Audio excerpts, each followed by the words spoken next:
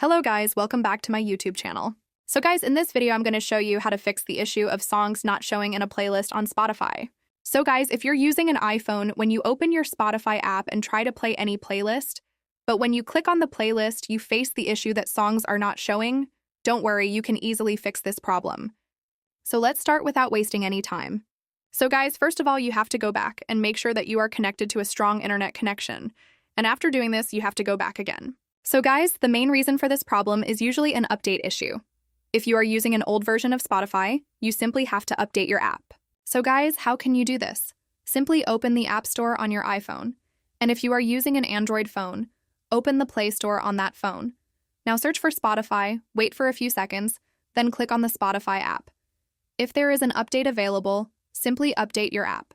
So guys, after this, your problem should be fixed. But if the problem is still not fixed, you have to open your settings, scroll down, click on General, then click on iPhone Storage. After this, wait a few seconds and then click on the Spotify app. If you remember your login details, simply offload the app and then log into your account again. So guys, after this, your problem will be fixed. So guys, this is the video. I hope you liked it. If you did, please don't forget to subscribe, comment, and share. Thank you.